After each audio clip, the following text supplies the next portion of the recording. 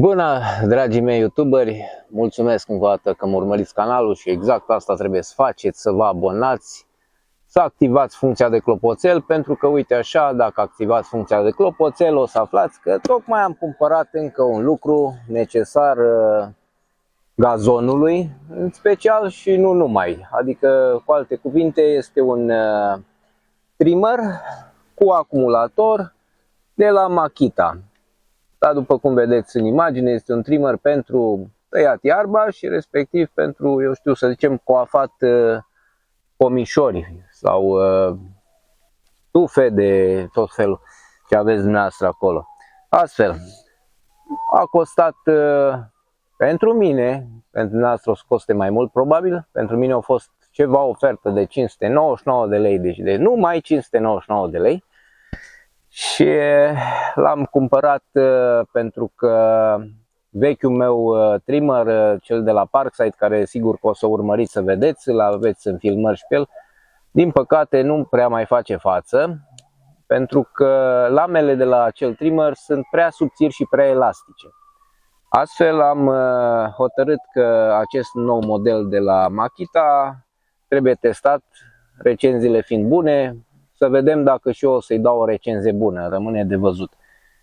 Nu că cel de la Parkside nu ar fi bun, dar acesta este cu tot o altă clasă și alți bani, desigur. Bun, haideți să vedem ce este în această cutie, ce ne-au pus cei de la Makita, clasicul manual, în toate limbile, văd că de toate este pentru toți, îl citiți dumneavoastră. Ok, și asta este scula, punem scula aici pe masă. Foarte important, se dă și un acumulator, cei drept doar de 1,5 amperi. Rămâne de văzut dacă va face față, 18 volți. Da, foarfeca pentru gard viu, de care vă spuneam. Și ce ne mai pune este și încărcătorul, dacă tot ne-au dat acumulatorul, avem și încărcătorul. Încărcătorul unul relativ simplu și cam asta este în cutie, ia să mă mai uit dacă mai este ceva, nu mai este nimic. Deci încărcătorul este unul relativ simplu, nu indică mai nimic, are un singur bec care se aprinde roșu când îl băgați la încărcat, verde când este încărcat, o protecție de baterie. Ok. Blocatorul face click, ca să-l scoateți de aici nu există nicio șansă, deci decât dacă apăsăm înapoi pe acest blocator. Da? Bun, cam asta ar fi partea de încărcător și acumulator. Hai să vedem ce avem aici. Uite, ni se dă și un mic ulei pentru a-l unge din când în când, mecanismul trebuie uns pentru a funcționa corespunzător, are și o protecție drăguță pentru lamele acestea. Din ce văd are și niște șurubele, pentru că fiind foarte grea, cu siguranță trebuie să-l prindeți. Noi nu o să folosim astăzi acest tip de lamă, că nici nu am pomișori de acest gen. Tăierea este relativ simplă, are o chestie oscilantă în interior și cam asta va face, da? Și mai are două, asta este dual cut, deci are două lame, da? O să vedeți despre ce e vorba. Să-l punem deocamdată înapoi.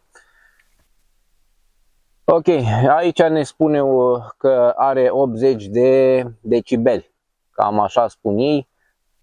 80 de decibeli, mult puțin, ideea este să facă treabă.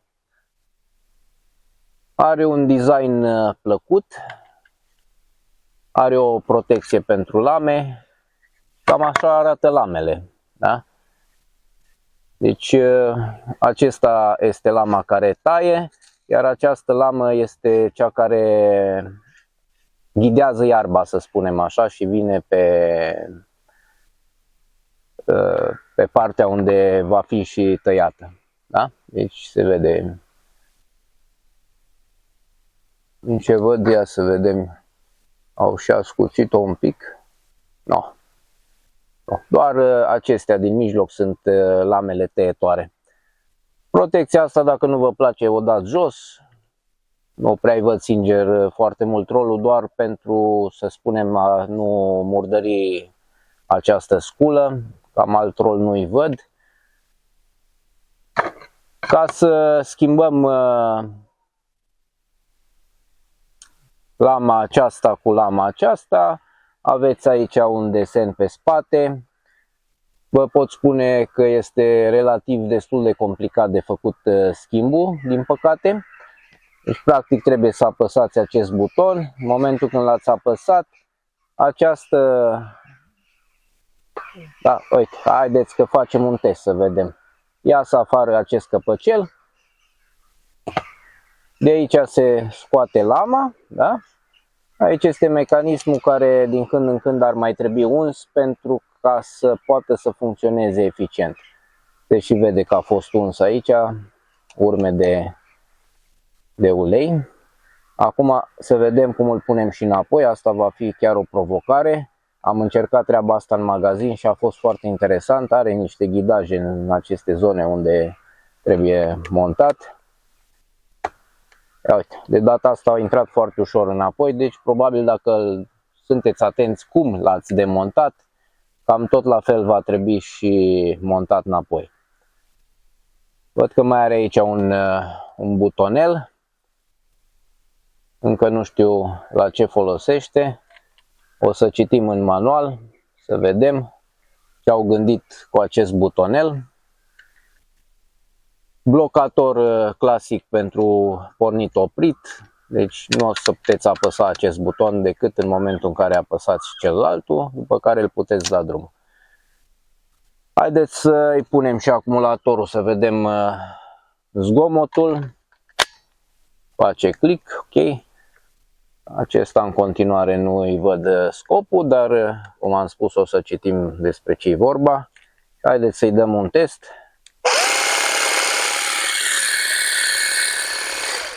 Zgomotul e unul plăcut, frumos. Și să vedem ce scrie totuși în manual despre acel buton. Sunt și eu curios, la fel ca dumneavoastră. Aici vă exemplifică cum trebuie să tăiați în diverse feluri. Da, așa, ia să vedem ce ne spune despre acel butonel.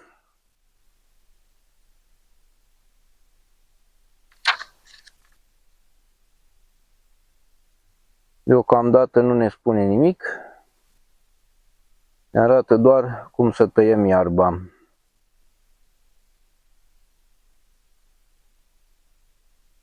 Bun, o să citim mai atent manualul. Acum nu am timpul necesar să-l citim tot, dar cu siguranță are un scop. Parcă aici ar arăta ceva despre el, la figura 7, da?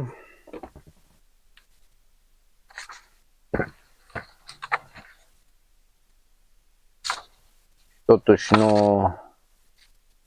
nu văd care este scopul încă.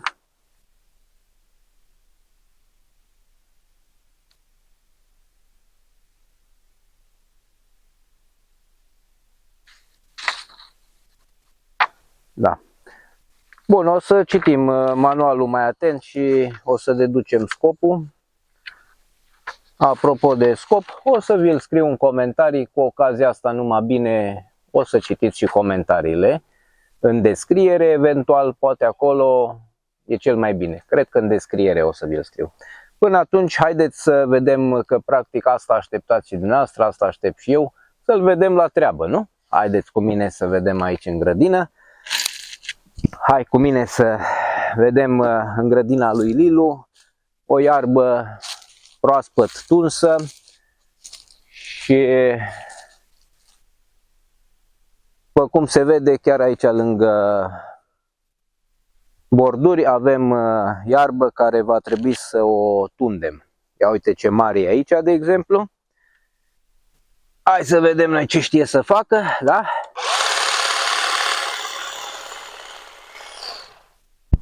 Văd că se descurcă foarte bine. Ia uite ce frumos tunde.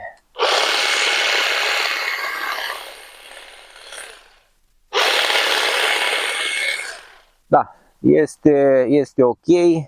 Nu o să lăsați iarba asta aici, o să trebuiască strânsă. Alții o lasă ca și îngrășământ, eu prefer să o adun din gazon. Haideți să vedem dacă se descurcă și la mai departe, că avem și altfel de iarbă mai mare de tuns. Ca de exemplu aici, acum am semănat, o ajuns iarbă și în partea asta la altă, m-am gândit că poate o să o lăsăm, încă nu știm despre ce e vorba, dacă o lăsăm sau nu. Uite, hai, mai încoace, uite aici iarbă foarte mare, foarte mare. Ne vom băga direct în iarba mare, dacă aici face față și la dumneavoastră cu siguranță, da? Aici fiind foarte mare, o să trebuiască de mai multe ori. Opa, face față, fără probleme. Doar că va trebui manual să o luați de aici. Atenție să nu vă băgați degetele aici, da? Sub nicio formă. Foarte mare atenție când tăiați.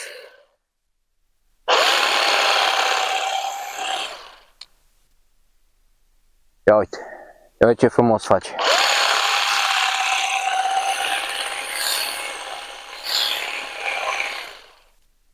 Eu zic că este o sculă bună.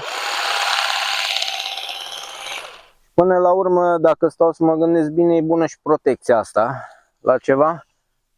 Numai bine apleacă un pic iarba în față și se vede foarte bine. Eu zic că merită investiția. Makita este o firmă bună. Da? Atenție când curățați lamele, dacă le curățați sub nicio formă să nu cumva să faceți minuni, da? Mai bine îl țineți de aici, din altă parte, îl curățați sau scoateți acumulatorul, este cel mai sigur. Nu riscați nimic, pentru că sunt degetele dumneavoastră în joc și nu vrem să vă accidentați. Totdeauna protecția noastră pe primul loc. Astfel, acest Makita, haideți să mergem înapoi la masă și să vedem mai departe dacă, de curiozitate, nu de alta, dar sunt curios totuși să vedem cum se pun și lamele celelalte și dumneavoastră sunteți la fel de curios ca mine. Cam așa arată gazonul, încă nu este gata, avem un video în desfășurare la care puteți să vă uitați cum vă faceți și dumneavoastră gazon acasă. Acest gazon l-am făcut, să spunem, oarecum singur, de la zero, pornind de la un pământ, ce vedeți pe aici, poate chiar mai rău, cu tot soiul de buruieni în el. O să continuăm acel video, dar acum nu este despre el, este despre această sculă, da? Bun, deci, scula noastră se numește, cum v-am spus, UM, sau nu v-am spus, nici nu știu, UM 110D. Da? Hai să vedem dacă așa scrie și pe cutie. Ia să vedem, Makita, 110 mm. Da? N-au vrut să ne spună, ba da, uitați aici, da? UM 110DWYX. Aceasta este scula despre care vorbim. Și cum v-am promis, haideți să vedem și cum vom schimba să punem cealaltă lamă. Și eu sunt curios. Deci dăm jos capăcelul, scoatem această lamă de aici și ar trebui, în mod normal, are două șurubele aici, care încă nu știm la ce folosesc. Din ce văd, cred că este ceva reglaj, dar nu știu exact ce au vrut să spună și să facă cu ele. Văd că nici nu vrea să intre aici.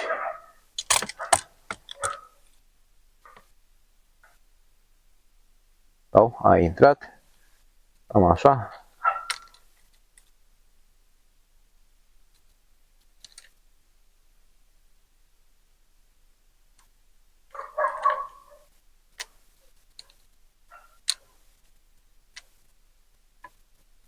Ia să vedem ce au vrut să facă cu aceste șurubele. Acum nu faceți ce am făcut eu, da? Pentru că bateria este pusă, dumneavoastră o să scoateți bateria.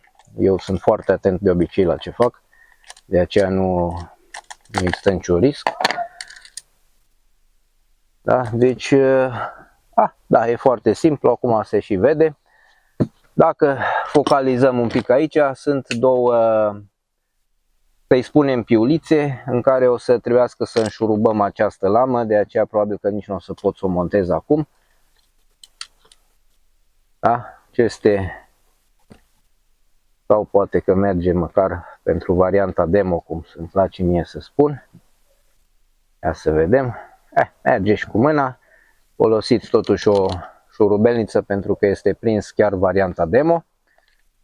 Ia să vedem acum cum nimerim capacul înapoi. Să găsim fantele. Dacă le mai găsim.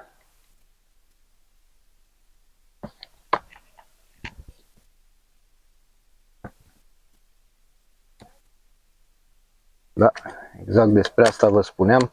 Poate fi dificil să-l montați înapoi. Asta am observat și eu. Are un anumit loc unde intră și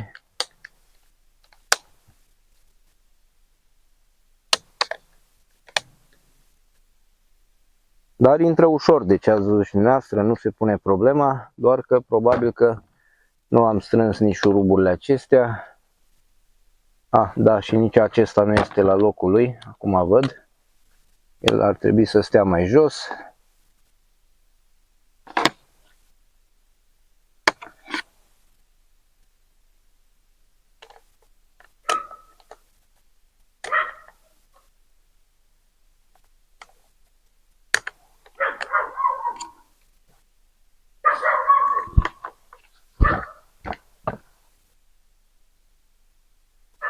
Da, nici nu o să reușim să-l punem pentru că trebuie să strângem și acele șuruburi neapărat, altfel slabe șanse.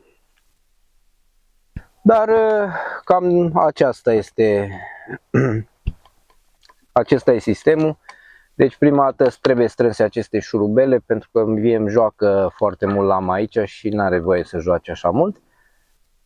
După care îl montați înapoi. Acum să vedem dacă mai reușim să-l desfacem. Cu greu, dar reușim, fără șurubelniță.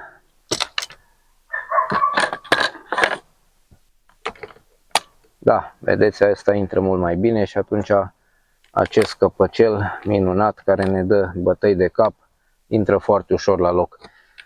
Deci cam aceasta este scula. Îmi pare rău că nu vă pot arăta chiar în momentul acesta și acest trimmer, dar garantat face o treabă foarte bună pentru că eu am văzut acum la tăiatul de iarbă și chiar este ok. Depinde la ce preț îl găsiți, dar dintre toate trimmerele eu l-am ales pe acesta, mie mi se pare un model bun. Ce să zic, în continuare mulțumesc că îmi urmăriți canalul, vă rog să vă abonați în continuare, nu că n-ați face, am văzut că o faceți, vă mulțumesc și pentru asta și bineînțeles clopoțelul. Până data viitoare vă spun la revedere!